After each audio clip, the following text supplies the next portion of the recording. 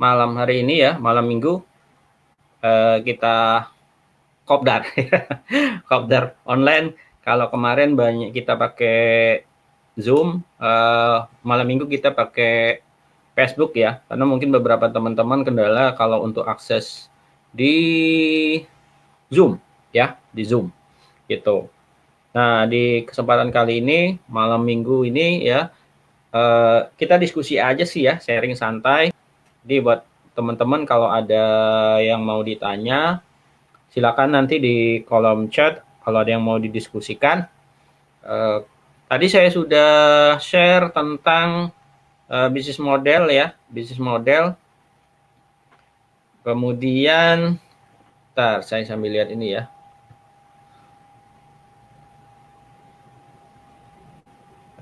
Tentang bisnis model kombi style yang saya buat. Ini adalah bisnis model atau panduan buat teman-teman.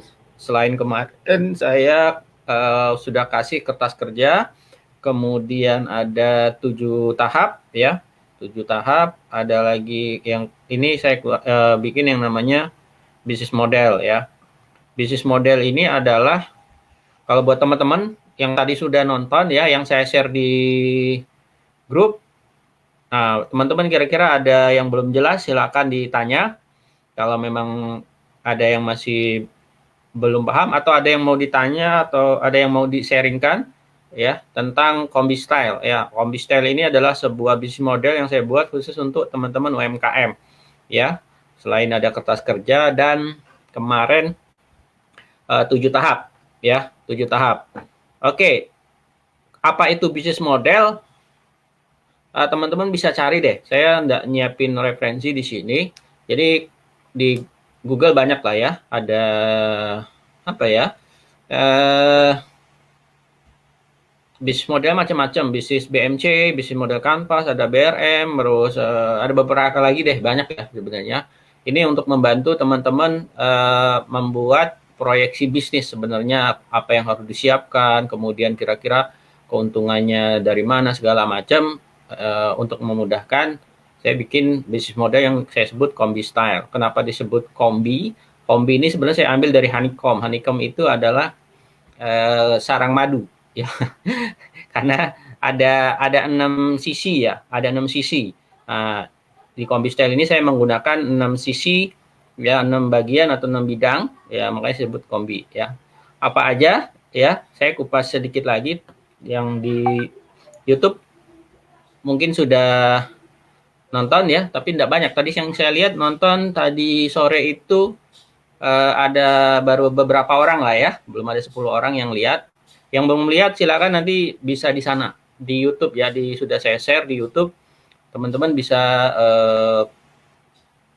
pelajari ya. Untuk detailnya per bidang ini, per bagian ini sebenarnya nanti lebih detailnya panjang ya, panjang. Ini poin-poinnya aja. Oke. Nah, ketika kita memulai sebuah usaha atau bisnis ya, kita menciptakan yang namanya produk ya. Nah, salah satunya itu. Nah, kemarin bagaimana membuat tahapan produk segala macam, nanti kita bahas juga di sini. Selain yang kemarin ada 7 tahap ya, P yang pertama juga produk ya. Oke, kalau di gambar ini ada satu titik di tengah warna merah ya, yang berbentuk persegi 6 ya, jadi 6 sisi gitu ya. Nah, ketika kita membuat sebuah bisnis, tentunya kita harus memahami yang namanya nilai jual, ya. Atau kalau bahasa Inggrisnya itu namanya unique selling proposition atau USP ini ya. Seperti ini. Oke, ya. Apa sih nilai jual itu, ya? Ketika orang ketika kita menampilkan usaha kita, pasti orang melihat produk kita terlebih dahulu, ya kan? Nah, nilai jual dari sebuah produk kita apa, gitu ya? Yang paling gampang keunikan dari produk kita lah ya, atau diferensiasi. Diferensiasi itu adalah pembeda atau sesuatu yang berbeda dari produk kita. Sini misalnya ada ada Kosandi ya. Kosandi terkenal dengan apa?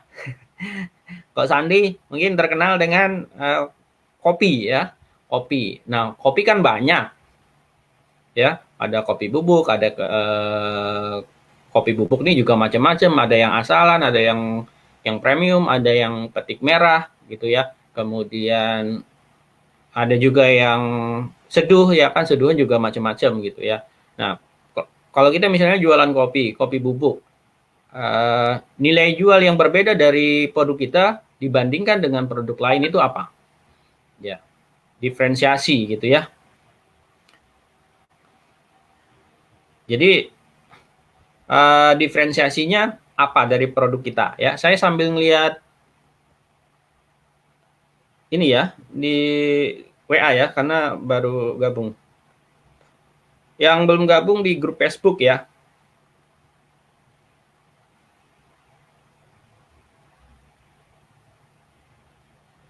Oke ya. Jadi tadi balik lagi ke nilai jual ya. Nilai jual kita yang bisa membedakan kita dengan produk lain apa? Contoh tadi kopi, Kosandi jualan kopi. Oh, saya juga jualan kopi. Sama dengan Kosandi ya. Nah, yang membedakan kopi saya dengan kopi Kosandi apa gitu ya. Yang membedakan kopi Kosandi dengan kopi kopi siapa nih yang jualan? Kopi Jum ya kan? Jum Kopi misalnya. Apa gitu. Nah, teman-teman mesti temukan nih ya, mesti temukan produk kita itu nilai jualnya yang berbeda dibanding orang lain. Bisa jadi dari jenisnya, jadi dari produk keunggulan kualitasnya gitu ya, atau yang lain. Kalau Kosandi mungkin dikenal dengan apa? Kopi buah ya, kopi aneka rasa, kopi aneka rasa, aneka rasa buah, kopi rasa stroberi, rasa durian dan lain-lain. Ya, dibandingkan produk lain yang hanya menjual kopi biasa, misalnya seperti itu. Ya, bisa juga dari segi packaging. Ini contoh ya, dari segi packaging kemasannya berbeda dengan orang lain gitu ya. Sama-sama aluminium foil misalnya, tapi ada bedanya apa gitu ya, bisa seperti itu.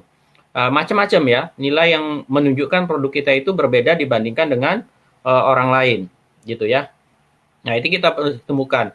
Nah, yang dilihat orang itu adalah kenapa saya kasih warna merah, karena ketika orang melihat sebuah produk, pasti yang dilihat pembedanya itu, nilai jualnya itu. Yang di depan itu istilahnya yaitu nilai jual itu.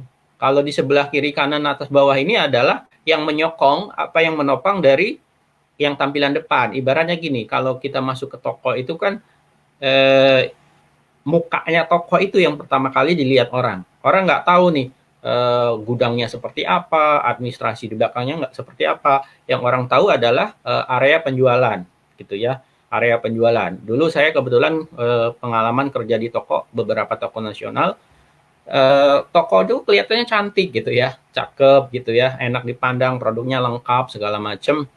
Tapi di belakangnya orang nggak tahu gitu ya, gudangnya berantakan ya kan, segala macam administrasinya segala macam orang nggak tahu gitu. Itu ada di belakang, yang ada di kiri kanan ini kalau di gambar kita. Itu kenapa saya kasih warna merah berbeda dengan yang lain, karena itu yang akan dilihat orang gitu ya.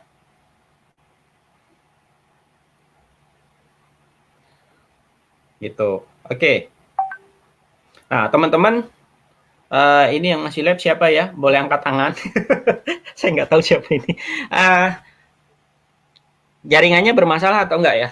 Ini karena saya pakai aplikasi, jadi agak delay apa yang saya sampaikan, gitu ya. Tapi enggak apa-apa. Boleh nanti di komen ya. Kalau ada yang mau disampaikan boleh silakan. Oke ya. Jadi teman-teman paham ya, nilai jual atau sesuatu yang beda yang dimiliki produk teman-teman dibandingkan produk orang lain. Temukan itu ya. Gitu. Nanti bahasanya panjang sebenarnya, bagaimana kita membuat diferensiasi namanya, pembeda ya. Kemudian bagaimana kita menempatkan produk kita di pasar. Di pasar itu menempatkan itu maksudnya bukan naruh di toko atau di mana ya. Maksudnya posisi produk kita di dalam persaingan dengan produk lain. Apakah kita sebagai trendsetter ya, menciptakan suatu produk baru yang memang belum ada ya, atau kita menjadi follower ya.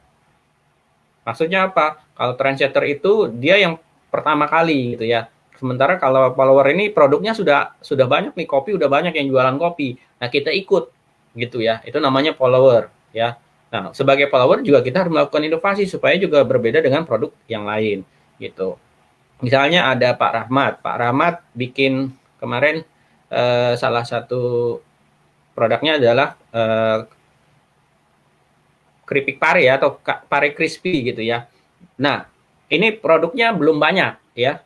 Ada tapi belum banyak, nggak sepopuler kalau di Lampung dengan produk-produk pisang, keripik pisang dan lainnya gitulah. Kenapa membuat itu sebagai diferensiasi gitu ya, sebuah pembeda ya, pembeda dibandingkan produk yang lain gitu ya. Ya, tinggal bagaimana menempatkan posisinya. Berarti dia sebagai sebuah produk yang trendsetter ya, menciptakan sesuatu yang baru gitu ya. Tinggal bagaimana melakukan inovasinya supaya itu bisa bernilai jual tinggi gitu ya. Gitu. Jadi membuat sebuah diferensiasi. Kalau kita bikin produk yang sudah ada, misalnya kopi tadi ya, nah, kita harus berpikir bagaimana caranya walaupun kita follower, produk kita itu berbeda, nggak sama dengan orang lain. Mungkin jenis produknya sama ya, kategorinya sama, tetapi sebagai follower kita juga harus membuat sebuah diferensiasi pembeda dengan produk lain gitu ya. Ini sebenarnya agak panjang kalau jelasin nilai jual nih ya gitu. Seharian penuh bisa nih ya. Bagaimana kita menemukan USP, unique selling proposition namanya ya. Jadi keunikan produk kita yang bernilai jual, intinya seperti itu ya. Kalau di UKM kita kan banyak kita ketemu dengan di Lampung ya, terutama kopi, kemudian keripik. Ini banyak banget ya. Kemarin ada event UKM itu banyak sekali ya. Kita juga pelatihan banyak sekali produk itu. Tapis gitu kan. Nah, kalau mau dilihat kayak tapis, apa sih yang membedakan tapis kita dengan tapis orang lain gitu. Dia bilang, oh tapi saya lebih bagus dalam hal apa gitu ya kan. Kalau orang awam kan nggak paham, ya dianggapnya sama seperti saya nggak paham tentang tapis, saya anggap semua tapis sama gitu ya. Makanya kita yang harus menjelaskan ke pembeli, oh ini. Nah kalau bisa diusahakan bagaimana menampilkan pembeda ini atau diferensiasi ini mudah dipahami oleh pembeli ya, seperti itu. Jadi penting sekali kita menemukan nilai jual dulu. Kalau nilai jual ini atau unique selling proposition atau nilai pembeda ini kita sudah dapatkan, kita akan lebih mudah dikenal oleh orang lain ya. Selebihnya adalah promosi gitu ya. Bagaimana kita mempromosikan ya. Bentar. Seperti itu. Nah, oke. Selanjutnya ya. Di bagian kiri ada yang namanya sisi produk ya, sisi produk. Produk ini yang pertama kita harus tentunya melakukan pengembangan produk. Produk apa yang mau kita buat ya, nanti ada penjelasannya. Kemudian kita bicara tentang produksi ya, aktivitas apa yang mesti kita lakukan dalam produksi, suplai bahannya seperti apa, alat yang dibutuhkan seperti apa ya, itu berada di sisi kiri ya. Jadi nanti saya jelaskan di penjelasannya. Jadi bagian produksi apa saja. Kemudian di sebelah kanan ada distribusi. Kita mau sistem distribusinya seperti apa ya. Distribusi itu adalah bagaimana produk itu sampai ke konsumen. Itu namanya distribusi ya. Bagaimana mendistribusikan satu produk dari produsen atau kita sebagai produsennya sampai ke tangan konsumen ya. Ada banyak pola-pola distribusi ya. Karena satu produk itu belum tentu didistribusikan dengan cara A cocok dengan cara yang lain gitu ya. Jadi punya ketentuan tersendiri di dalam kita menentukan distribusi gitu ya. Nanti saya jelasin. Kemudian ada promosi. Kita mau promosi di mana? Ya orang nggak kenal produk kita. Kalau kita nggak promosi ya orang nggak tahu gitu ya. Kalau jangan komplain kalau produknya nggak laku. Ya kalau promosinya kurang ya otomatis nggak laku gitu. Mau sebagus apapun produknya, kalau nggak dipromosikan ya nggak laku, orang nggak tahu gitu ya. Seperti itu. Kemudian di bawah ada yang namanya biaya atau cost, ya. Ini saya pakai bahasa Indonesia ya. Di slide berikutnya pakai bahasa Inggris, ya. Biaya apa saja ketika kita menjalankan usaha membuat sebuah produk, biayanya apa aja? Nanti ada di bawah. Kemudian di atas adalah pendapatan atau revenue ya, atau income lah bahasanya seperti itulah ya, gitu. Jadi ada 6 bagian yang mesti kita pahamin ya, mesti kita pahamin, kita isi ya. Nanti kalau offline kita bisa praktek ya. Saya bisa sampaikan lebih detailnya gitu ya. Oke, kita bahas ya satu-satu. Nah, ini bahasa Inggrisnya ya. Tadi saya takutnya ada yang tidak paham dengan bahasa Inggris ya. Ya, ini secara bahasa Inggrisnya lah ya, biar keren dikit lah ya. Dikit-dikit aja ya. Ya, jadi tengah namanya Unique Selling Proposition atau USP. Kemudian sebelah kiri ada bagian produk ya, mulai dari bagaimana mendevelop, mengembangkan produk sampai dengan produksi. Ke bagian kirinya ada distribusi dan promosi ya.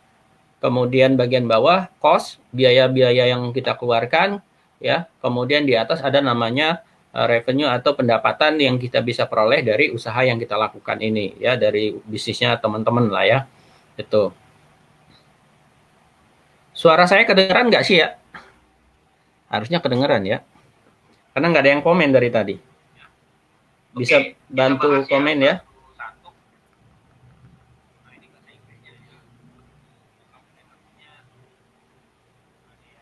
Oke.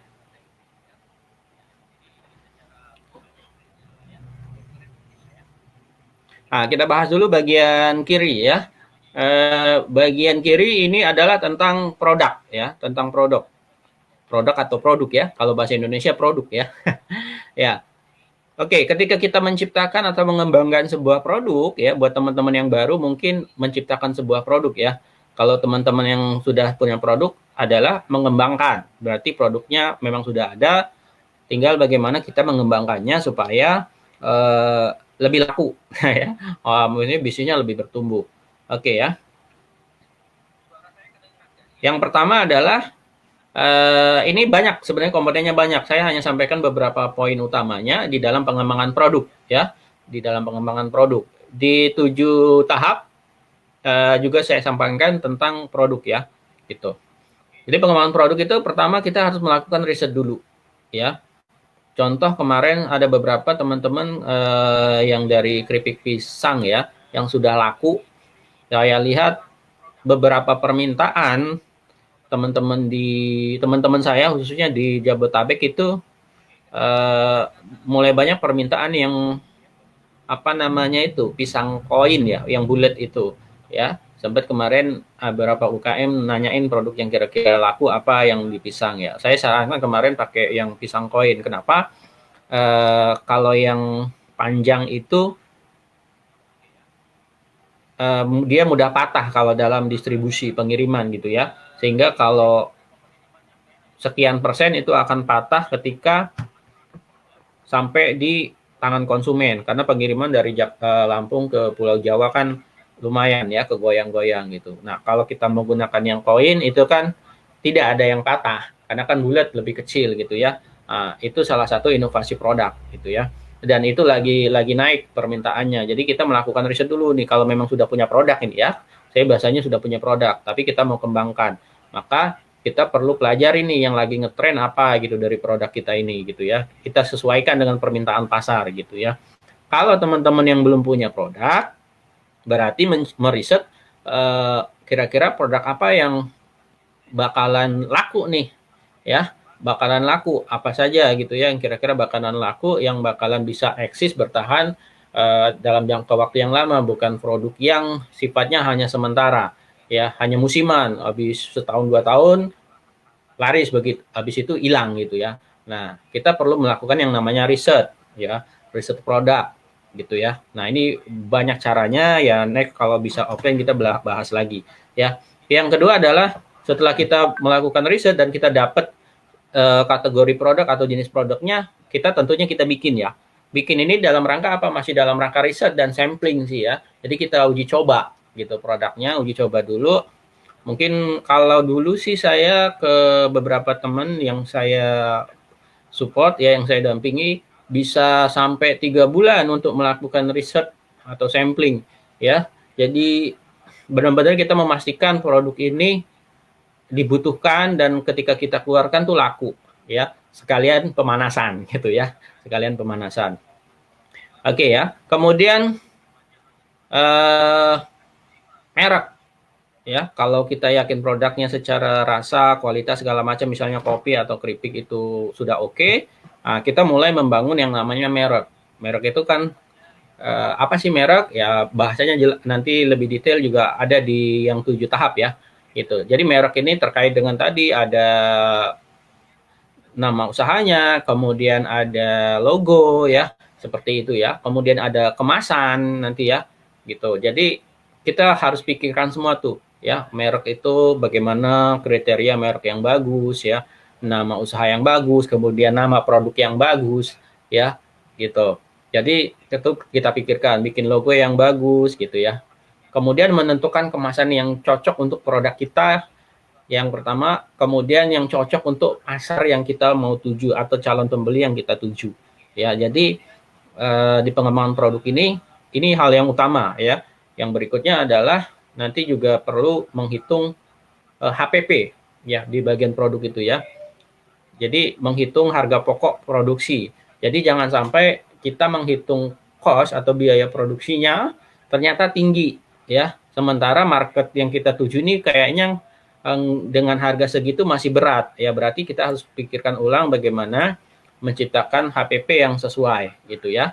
Cara menghitung HPP nanti kayaknya bikin satu sesi khusus ya, karena akan ngitung ya, praktek, baunya sih praktek gitu ya, gitu.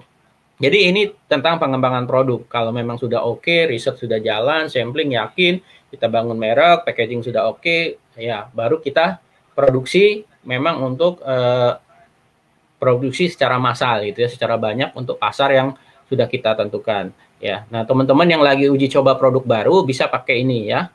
Gitu. Lebih detailnya nanti ya bisa sharing-sharing dengan saya gitu ya. Tinggal japri aja. Oke. Nah, berkaitan dengan produksi, kalau produk sudah kita siapkan, riset segala macam sudah oke.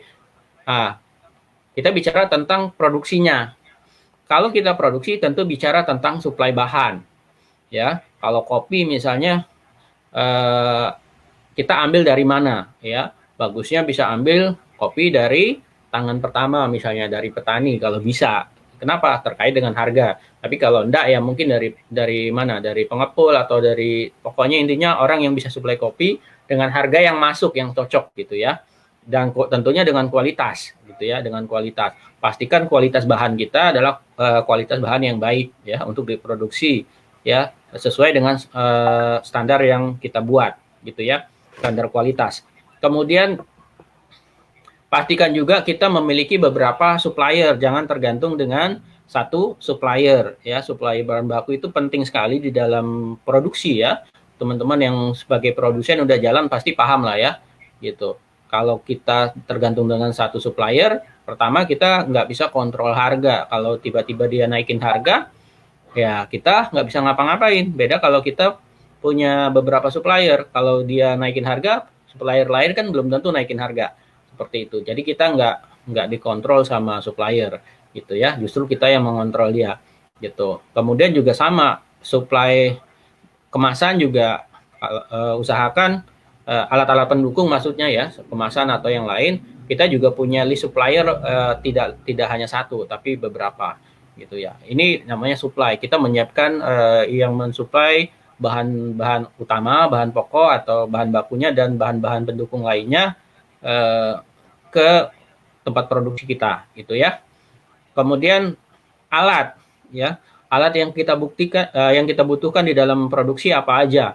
Mungkin kalau yang bikin kue atau bikin makanan perlu apa? Perlu penggorengan, perlu mixer, perlu wajan atau perlu apa ya? Itu semua dipersiapkan gitu ya.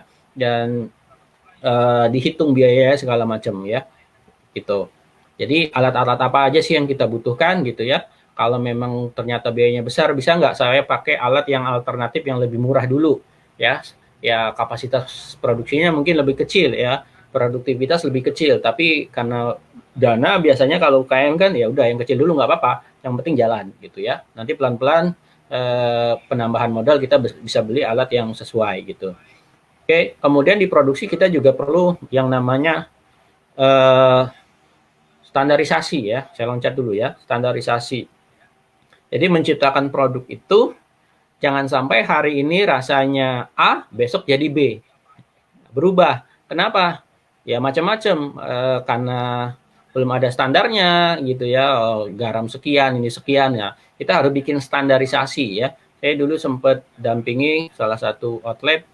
Saya bikinin tuh berapa gram gulanya, berapa gram susunya, dan harus ditakar ketika memproduksi ya, jangan pakai filling ya gitu. Kalau pakai filling si A dengan si B ini beda nanti gitu ya. Standarisasinya harus terdokumentasi lah. Kalau di perusahaan-perusahaan besar, dulu saya kerja di perusahaan-perusahaan besar ya, semua ada aturannya. Ketika kita membuat sesuatu itu ada standarisasinya ya.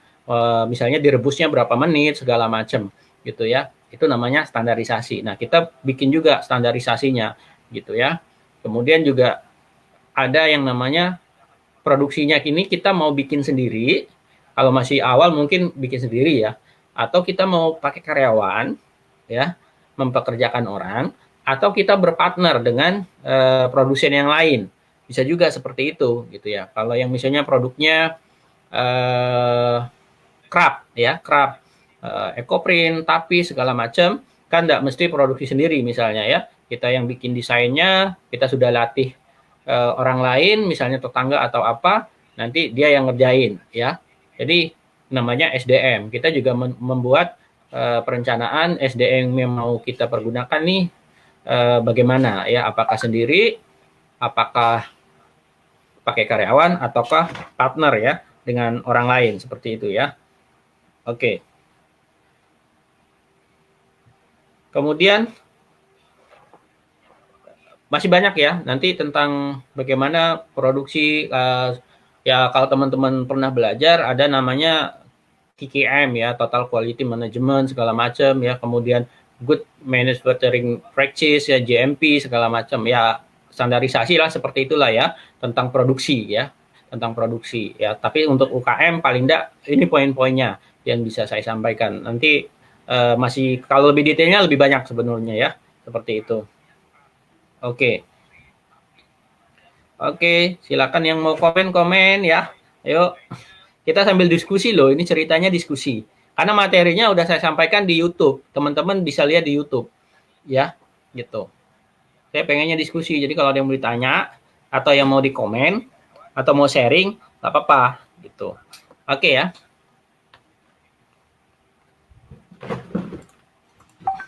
Balik dulu. Oke. Tadi sebelah kiri kita bicara tentang produk ya. Jadi di dalam Kombi Style ini saya bikinnya sesimpel mungkin sebenarnya. Beberapa saya bikin supaya teman-teman gampang paham. Ya tadi kayak tadi ya. Di tengah kita tahu nilai jual kita apa, ya pembeda kita apa. Bagian kiri kita fokus tentang produksi. Tentang produk ya. Mulai dari pengembangan produk sampai produksi. Ini Pak Rahmat jualan pare ya. Lagi sebenarnya masih tahap-tahap masih di pengembangan ya. Produksinya itu masih uji coba, masih banyak uji coba ya. Masih bikin standarisasi ya, Pak. Belum selesai mungkin standarisasinya ya, gitu. Jadi kita perlu persiapkan semuanya ya. Oke, nah di sebelah kanannya kita bicara tentang market sebenarnya ya. Kalau kiri bicara tentang produk, kanan bicara tentang market ya, tentang pasar. Ya. Oke. Pasar ini saya bagi jadi dua ya. Pasar ini saya bagi jadi dua. Ada yang namanya distribusi, ada yang namanya promosi ya. Jadi pemasaran itu ada distribusi, ada promosi. Ya orang distributor mantan lah ya. Pasti paham distribusi itu seperti apa. Distribusi itu adalah bagaimana kita mendistribusikan ya, memindahkan produk kita sampai dengan ke tangan konsumen ya, mau pakai jalur mana. Ada namanya B2B, ada namanya B2C kalau secara garis besar ya. Kalau B2B itu adalah business to business ya. Kalau BTC itu business to consumer atau retail bahasanya. Kalau B2B itu sederhananya grosir lah seperti itu, ya. Nah, teman-teman mau pakai pola distribusi yang mana? Gitu. Contoh, kalau teman-teman produksi, ya, teman-teman produksi, kemudian punya warung, ya, artinya punya outlet seperti itu. Contoh misalnya kita bikin apa ya, keripik pisang lah ya, keripik pisang. Tapi kita kebetulan punya toko, maksudnya punya tempat yang untuk etalase, gitu ya. Nah, kita pajanglah di toko itu, ya. Berarti konsepnya adalah B2C, business to consumer. Kenapa? Yang beli ke toko kita itu adalah pembeli langsung yang dia langsung konsumsi, seperti itu. Namanya B2C, gitu ya. Kalau B2B itu sistemnya, contohnya saya produsen, saya menunjuk beberapa distributor atau agen di wilayah. Gitu. Contoh, saya produksi keripik, saya suplai produknya nggak langsung ke konsumen, saya khusus ke supply ke toko oleh-oleh aja, yang jualan retailnya toko oleh-oleh gitu. Saya fokusnya ke B2B gitu ya. Saya jual juga sih eceran tapi tidak banyak, ya itu ya. Nah ini beberapa partner saya pakai B2B, dia nggak jual eceran, nggak punya toko ya. Jualan ecerannya tuh pelengkap aja. Jadi sebenarnya dia itu B2B bisnisnya. Nah ini kita perlu strateginya. Bagaimana strategi yang B2B yang efektif gitu ya. Kemudian kalau B2C ya tadi nge-retail gitu ya, jualannya hanya eceran gitu, 1, 2, 3 ya pasti volumenya lebih kecil ya gitu. Tapi kalau B2B kan sekali jual banyak gitu. Nah, memang sebuah tantangan teman-teman yang terbiasa ngecer segala macam bergerak ke B2B untuk meningkatkan omset gitu ya gitu. Nah, ini punya strategi keuntungan atau kelebihan yang berbeda gitu ya. Teman-teman tentang distribusi mungkin nanti ada teman-teman yang bisa sharing ya, mungkin punya pengalaman di distribusi, eh, monggo sharing ya. Dan di distribusi ini kalau sekarang kayak sekarang contoh nih, ambil contoh kopi ya, kopi misalnya. Bisa nggak kita B2B, B2C juga? Ya bisa, ya bisa aja gitu. Jadi kita jualan secara agen, tapi kita juga nge-retail. Cuman harus diberi, kalau kita main dua sistem begini, kita harus punya rule-nya. Jangan sampai kita berebut pasar dengan distributor kita. Paham ya? Mungkin yang jualan sendiri, terus dia punya reseller, ya, ya ketemu lah di pasar istilahnya, berebutan konsumen. Pernah nggak ngalamin gitu ya? Ribut dengan reseller, ribut dengan distributornya gitu ya. Bisa aja, saya pernah nemuin beberapa gitu ya, karena dia tidak punya ketentuannya gitu ya. Apalagi yang sistemnya, dia kan saya yang reseller saya, kenapa tiba-tiba bypass beli ke produsen? Nah ini adalah produsennya yang harus punya ketentuan. Kemarin kita bahas di kelas tentang reseller ya, tentang reseller. Saya sempat bahas tuh ya.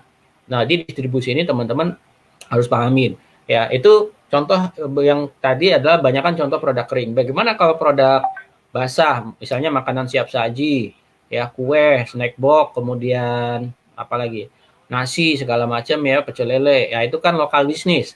Konsepnya apa? Gitu ya. Kalau teman-teman punya outletnya, punya warung, ya nggak apa-apa, jadinya B2C. Tapi kalau enggak, ya berarti kan B2B. Jualannya tuh by order. Kemana? Ke event-event, kemudian ke kantor-kantor, ke pemerintahan, ke instansi gitu ya. Nah, jatuhnya distribusinya masih B2B gitu ya.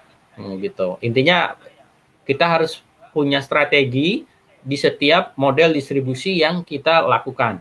Seperti itu ya, teman-teman.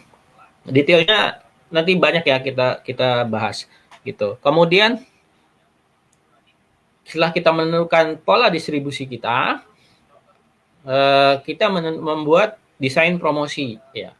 Promosi kita mau apa nih? Kalau sekarang terkenal ada dua, ada offline, ada online. Promosi offline yang bisa kita pakai apa? Gitu ya. Medianya kita bisa bikin brosur, ya kan? Kemudian kita bisa ikut kegiatan bazar, ya. Kemudian bisa canvassing, ya. Kalau produk tertentu kan bisa canvassing. Mungkin ada yang pernah jalanin ya, jualan ngampas keliling gitu ya, gitu ke warung-warung atau ke door to door gitu, itu canvassing namanya, offline ya. Ada juga online ya, promosi secara online ya. Kalau promosi secara offline tadi ya pakai brosur segala macam, kemudian bikin event bazar, itu kan promosi secara offline. Kalau online ya, ini kita kemarin training saya banyak kan digital ya, online, bisa menggunakan sosial media, Facebook, Instagram, kemudian apalagi tuh TikTok sekarang ya. TikTok juga itu efektif ya. Itu YouTube juga bisa dipakai untuk promosi online. Kenapa dari kemarin saya ngajak teman-teman untuk yuk online, online. Kenapa?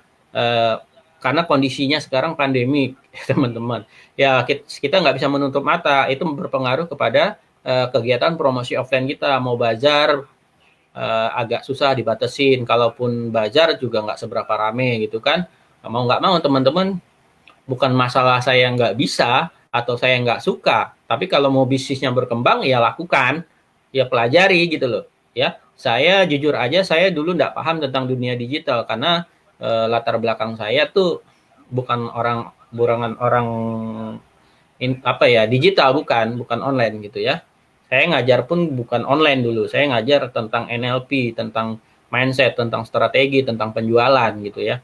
Saya belajar lagi dari nol ya, belajar bayar sana gitu, ikut pelatihan segala macam, yang berbayar, yang gratis saya ikutin, sehingga saya paham tentang dunia online gitu ya. Jadi kita pahamin menggunakan Facebook, menggunakan WhatsApp, menggunakan Instagram seperti apa, menggunakan website. Kemarin saya bahas ya, yang gratisan juga ada, menggunakan Google Business. Ini kayaknya saya nggak tahu nih, tapi kayaknya teman-teman di grup sebagian masih belum punya Google Business. Ya, sayang sekali kalau teman-teman terutama yang bisnisnya itu makanan siap saji ya, kayak nasi apa namanya itu, nasi bok gitu ya, kemudian siomay, kue ya, harus punya tuh Google Business ya. Saya sangat menyarankan untuk punya Google Business ya. Karena di situ juga nanti teman-teman bisa dapat website gratis dari Google Business ya. Itu sosial media, kemudian pakai Google, nah juga pakai marketplace ya. Marketplace ini promosi yang efektif teman-teman supaya produknya dikenal. Terutama biasanya gini, ada orang itu mencari, misalnya contoh nih ya, mencari di Google. Coba teman-teman bisa praktekin di rumah nanti. Mencari produk di Google atau mencari sesuatu di Google, ya. Kemudian diklik gambar. Jadi kita mau lihat, cari gambar ceritanya, ya, cari gambar. Nah, itu rata-rata kalau gambar di atas itu kecenderungannya adalah marketplace yang di atas. Teman-teman boleh praktek deh. Misal coba cari kemasan kopi, misalnya teman-teman mau nyari kopi. Ya, biasanya itu yang paling atas itu gambar-gambar dari marketplace, dari Shopee, dari Tokopedia, dari Lazada, dari Bukalapak gitu ya. Nah, kalau teman-teman sudah pasang juga di marketplace, nah itu menjadi bagian dari promosi. Jadi namanya multi channel. Jadi marketplace, produk kita pasang tetapi juga tampil di Google gitu ya. Nah, teman-teman makanya harus punya semuanya gitu ya. Pakai aja semuanya. Nanti gini, teman-teman harus punya dulu, masalah optimasinya nanti yang mana yang paling efektif buat bisnis teman-teman gitu ya. Kalau saya banyak di marketplace contohnya, ya saya banyak ngepushnya optimalisasinya di marketplace. Kalau teman-teman ada di cocok nih, ada beberapa teman saya tuh di marketplace-nya Facebook. Ya dia sering banget jualan di Facebook gitu ya. Bahkan sampai beriklan, bayar gitu ya, ada yang berbayar gitu. Jadi benar-benar kita manfaatkan media online. Terutama saat ini kan kita banyak pembatasan nih, pembatasan kegiatan masyarakat ya, PPKM. Jadi mau tidak mau kita ngikutin, jangan jangan apa kaku dengan perubahan gitu ya. Oke. Nah, oke. Jadi bagian kanan ini adalah tentang pemasaran ya. Bagaimana kita mendesain pemasaran. Masalah teknis segala macamnya nanti di sesi yang lain ya gitu. Oke. Yang berikutnya adalah kita bicara tentang biaya ya. Di bawah itu ada namanya cost atau biaya-biaya. Nah, kita harus bisa menghitung biaya apa saja yang saya keluarkan ketika menjalankan bisnis ini, gitu ya. Biaya apa aja pengeluarannya, ya. Yang secara umum ada dua, ada fixed cost, ada variable cost, ada biaya tetap, ada biaya yang berubah-ubah. Fixed cost itu biaya yang tetap. Contohnya apa? Karyawan, kalau kita bayar karyawan ya, kan biayanya tetap tuh, ya berubah, ya kan? Sebulan sekian gaji karyawan, contohnya gitu. Nah, atau biaya yang lain boleh teman-teman. Misalnya ini biaya biasanya bulanan nih ya. Biaya bulan ini bulan ini saya apa tuh?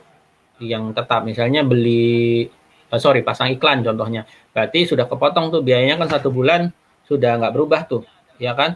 Biaya iklan gitu ya. Atau biaya endorse gitu ya. Jadi dalam bulan ini kita pick cost-nya ini gitu. Nah, teman-teman isi aja yang biaya itu selalu dikeluarkan ya, tetap gitu ya.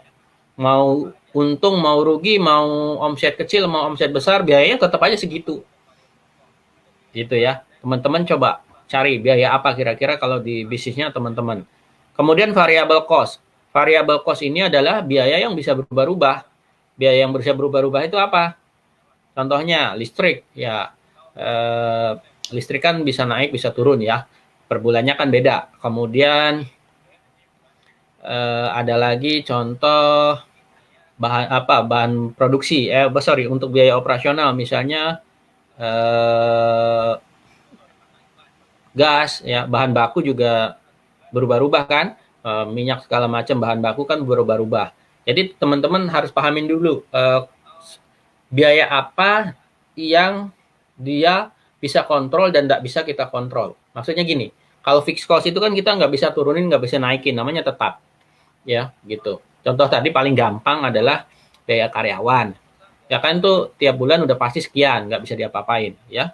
Gitu. Kalau variable cost ini adalah biaya yang bisa kita turunin. Kalau misalnya nanti, wah kayaknya ini kita terlalu boros nih, terlalu banyak pengeluaran segala macam. Contoh, kita tadinya menggunakan minyak goreng A, harganya 25.000. Tapi kok kayaknya ini masih bisa ditekan deh. Kayaknya kita bisa menurunkan sedikit menjadi minyak goreng B dengan biaya yang tadinya 25.000 ini cuma 21.000. Nah, itu kan variable cost. Biayanya bisa kita turunkan gitu ya. Di dalam bisnis itu turunkan biaya operasional serendah-rendahnya gitu ya, tingkatkan margin keuntungan ya, naikkan margin. Jadi namanya efisiensi ya. Nanti teman-teman terutama yang sudah jalan nih belajar tentang yang namanya efisiensi. Kalau di awal mungkin tidak kerasa, tapi ketika sudah mulai rajin bikin pembukuan ya, laporan keuangan, baru nyadar tentang namanya cost structure, biaya ya, biaya-biaya yang dikeluarkan nanti ini. Kalau sekarang masih belum seberapa besar, ya baru mulai omsetnya juga masih kecil ya 2-3 juta atau 5 juta atau 10 juta mungkin tidak terasa, apalagi kalau tidak ada catatan ya biaya ini nggak akan terlalu kelihatan banget. Tapi kalau teman-teman rapi catatannya nanti bisa nih biaya itu ditekan serendah mungkin gitu ya. Kayak biaya listrik, biaya gas segala macam itu kan masuk kemana nih gitu ya, supaya bisa nekan pengeluaran kita setiap bulannya, supaya income kita itu nggak terpotong dengan biaya-biaya yang kita keluarkan setiap bulan gitu ya. Contoh kalau ini tadi semua bidang saling berhubungan ya gitu. Contoh distribusi, kalau saya ngirim dari Tulang Bawang ke Lampung, kalau ngirim cuman sedikit kan besar biayanya gitu. Contoh apalagi yang ngirim orangnya ngikut, bayar lagi biaya orang gitu ya. Beda lagi kalau kita bisa menurunkan biaya itu, gimana caranya, misalnya kerjasama dengan kurir tertentu dapat potongan ya, itu namanya nanti masuk ke variable cost ya, intinya seperti itu. Oke ya, ini biaya-biaya. Yang berikutnya adalah pendapatan. Nah, kalau kita menjalankan usaha, pendapatan kita tuh bisa dapat dari mana aja. Kalau teman-teman jualan keripik, jualan kopi, pendapatan usahanya ini dari mana? Ada dua hal ya yang saya sebut mother income dengan other income ya, pemasukan utama atau pendapatan utama dan pemasukan lain-lainnya gitu ya, other yang lain gitu ya. Kalau mother itu kan induknya. Ya kalau namanya usaha jualan kopi, pemasukan utamanya dari mana? Ya dari jualan kopi. Kopi yang terjual, selisihnya, marginnya dipotong biaya-biaya, itulah profit, itulah keuntungan saya, itulah income saya, gitulah. Seperti itu. Kemudian emang bisa dapat income selain dari jualan kopi? Ya bisa. Ya, kita perlu pikirkan gimana caranya usaha ini bisa menghasilkan income yang lain, bukan hanya jualan kopinya. Gitu. Namanya other income, tapi masih dalam satu unit unit usaha ya, bukan bikin usaha lagi, bukan. Ini tapi tetap dalam, misalnya tadi kalau bisnisnya kopi ya jualan kopi. Tapi selain saya kopinya laku, ada nggak income lain yang bisa saya dapatkan dari bisnis saya ini? Seperti itu, namanya other income. Ya kalau teman-teman mungkin tahu ya, misalnya ikut pelatihan, dapat income juga, ya bisa, itu namanya other income. Kan nggak jualan kopi, tapi ikut pelatihan, ikut pelatihan itu dibayar, ya kan, ada uang apa namanya, uang transport, ya itu kan income, itu namanya other income.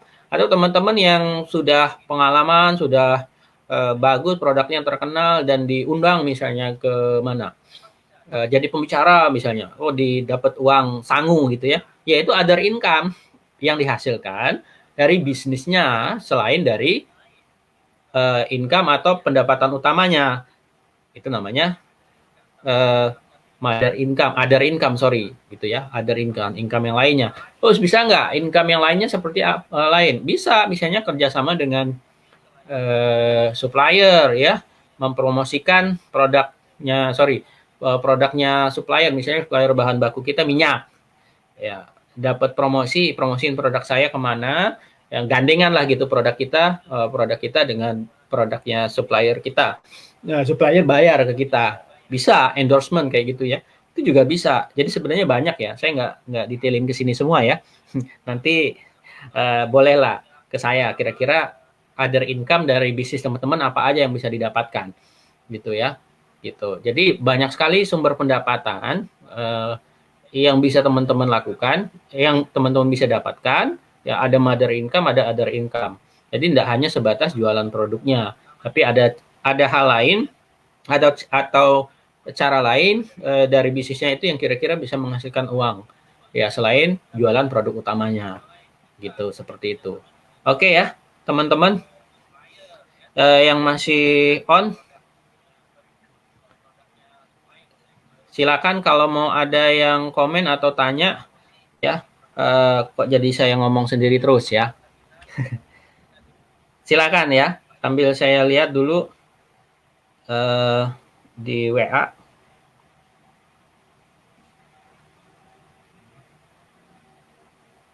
Oke, kalau komen dong yang masih aktif.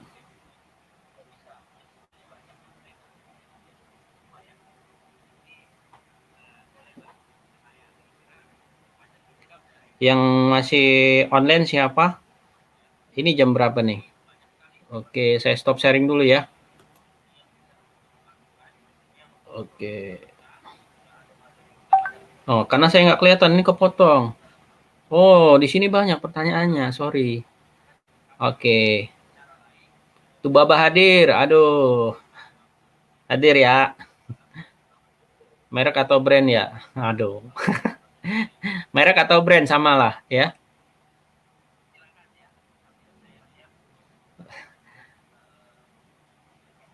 Mau nanya baca dulu. Ya, ini karena ini saya agak delay di handphone saya. Di handphone saya delay, jadi saya nggak bisa lihat nih. Suaranya juga keputus. Ya. Oke, jadi ada yang nanya tadi mana? Sorry. Dapat endorse lumayan. Alhamdulillah dapat endorse. Sorry, saya nggak bisa lihat namanya. Namanya nggak nongol di sini. Ya, namanya nggak nongol. Nah, ini kenapa jadi ke private? Jangan ke private. Ya, oke.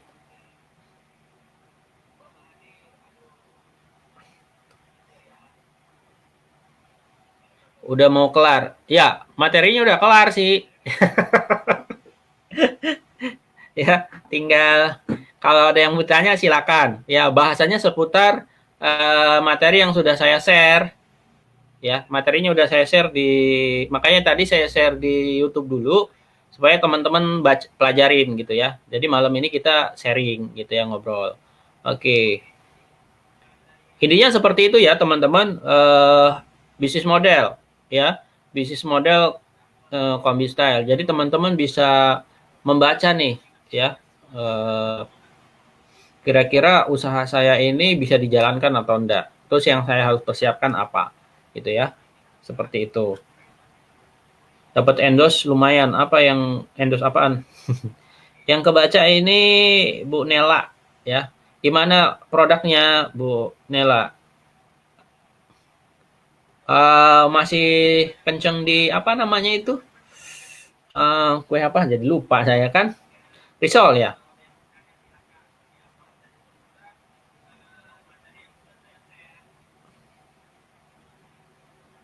Saya sambil baca komen ya.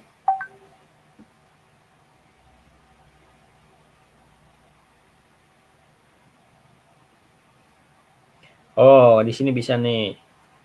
Bu Maya ya. Oke.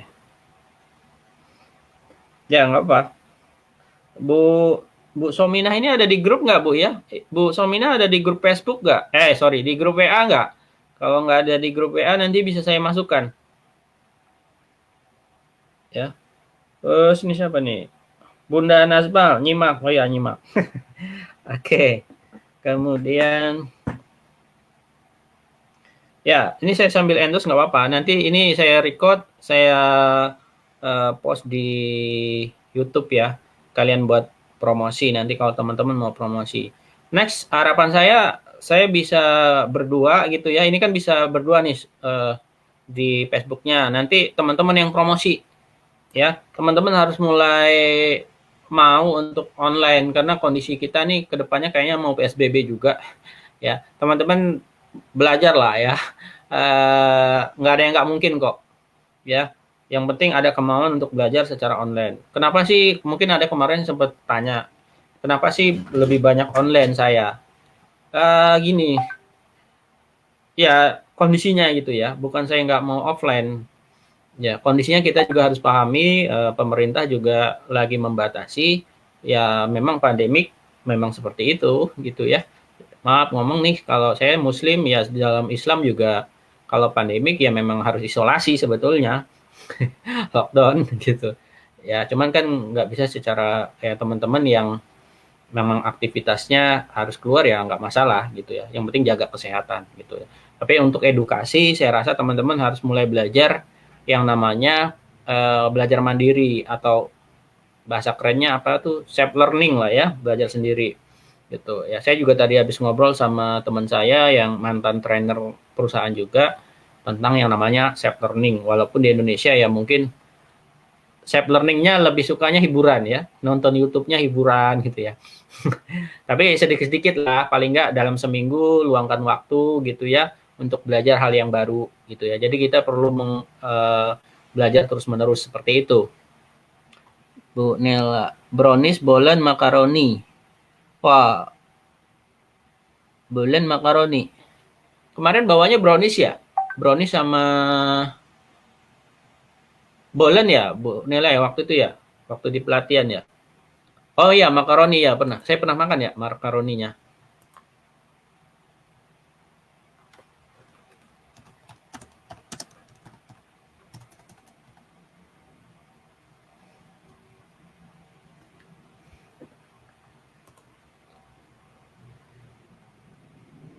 Oke.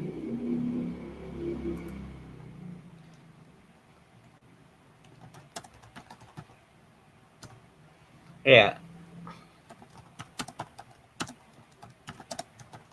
Oke, saya lagi baca WA. Ya nanti eh, teman-teman sambil ya kita belajar bareng lah intinya online. Saya juga lagi memikirkan bagaimana caranya supaya teman-teman tetap bisa belajar, tetap bisa punya omset gitu ya. Saya bisanya membantu teman-teman melalui edukasi dengan yang saya pelajarin, dengan yang saya pahamin, sehingga teman-teman bisa bisa upgrade gitu ya. Ya, kemarin di website kita juga, nih yang kemarin belum tayang di website saya, eh, sorry, yang belum tayang di website Directory, boleh japri ke saya ya, mulai agak longgar, jadi saya bisa upload lagi, kemarin nggak sempet gitu ya. Terus yang di Tokopedia juga sama, kalau mau masuk Tokopedia dan Shopee nanti bisa japri ke saya.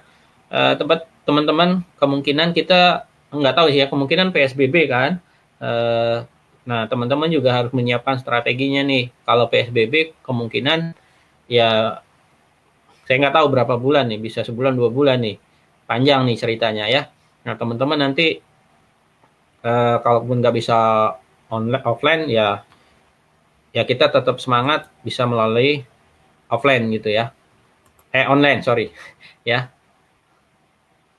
gitu. Jadi 3 item doang untuk nilai ya. Nggak apa-apa sih ya. Nanti dibedah lagi secara omset ya. Sebenarnya yang bedah bisnis itu saya di Instagram pengennya gitu. Jadi kayak kemarin tuh sama Bu siapa? Bu Ida ya yang Rania host gitu ya. Kita bedah bisnis segala macam sekalian buat promosi gitu loh. Ya.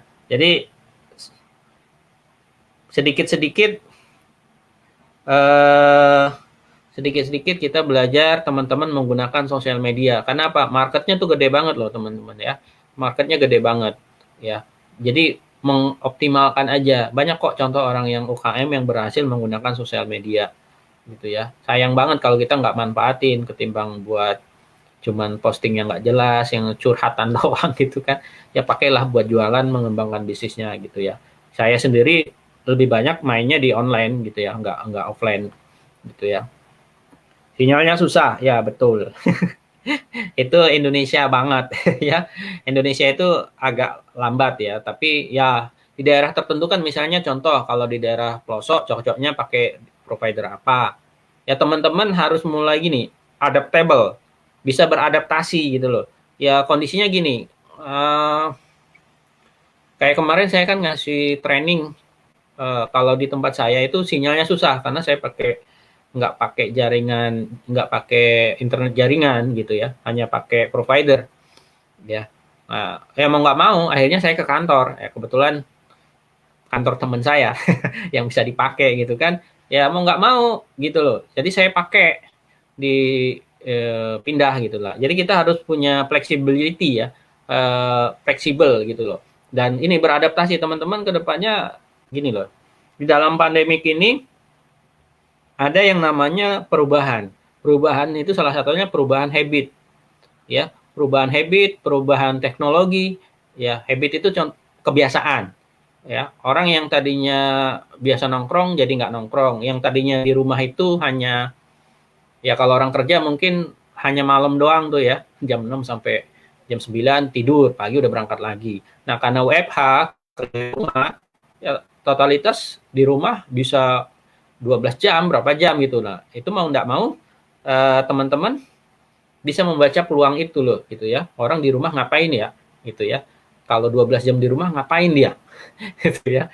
Gitu. Nah, itu yang kita lihat peluangnya. Ini contoh aja. Dan kita juga sebagai pelaku usaha juga harus ikutin nih. Kalau kita memang nggak bisa berjualan apa promosi segala macam secara offline, bazar lagi nggak bisa, ya kita manfaatkan media yang ada. Ya, saya paham sih beberapa memang sebagian UKM kita kan agak ini untuk masalah teknologi ini kan agak lambat termasuk di Indonesia pertumbuhannya. Tapi ya itu peluang kita lah kalau buat saya, orang lain masih masih belum siap, kita harus siap. Cepat beradaptasi sama kayak tadi. Jauh nih pelosok ya kan. Ya tadi ada yang ngomong pelosok nih siapa ya? Ya dilihat peluangnya ya, dilihat peluangnya apa gitu loh. Ya. Jadi kita tidak bicara tentang masalahnya ya, tapi kita bicara tentang bagaimana mendapatkan solusinya. Uh, Masalah ada aja, semua masalah ada aja gitu loh. Tapi kita intinya fokusnya bagaimana mencari menemukan solusinya. Itu aja sih, apapun masalahnya gitu ya, Bapak Ibu. Nah, kalau untuk pelatihan atau materi insya Allah apa yang saya bisa berikan training seperti ini free ya, gratis ya. Beda lagi kalau nanti saya udah kena cas gitu ya. Kalau di perusahaan ya bayar gitu. Tapi kalau untuk UKM ya websitenya saya siapkan, penjualannya saya bantu nanti dengan website, dengan apa namanya, dengan Tokopedia segala macam ya, dengan marketplace. Mau belajar sendiri juga boleh, silakan gitu loh. Welcome aja, kalau mau konsultasi pribadi juga silakan gitu ya. Oke, mau belajar Shopee ya monggo, mau belajar mas saya terbuka aja, mau Shopee mau Bukalapak juga ya silakan aja ya gitu. Oke ya teman-teman, kalau nggak ada lagi, udah 9:30 ya, mungkin teman-teman juga mau istirahat ya. Silakan nanti kalau mau yang ditanya silakan ke saya langsung, boleh japri ke saya ya. Oke, yang di Facebook kalau belum bergabung di grup WA silakan, masih ada slot, silakan hubungin saya gitu ya. Terima kasih. Saya tutup dulu ya. Minggu depan malam minggu kita lanjut lagi ya. Ambil nyantai teman-teman. Terima kasih.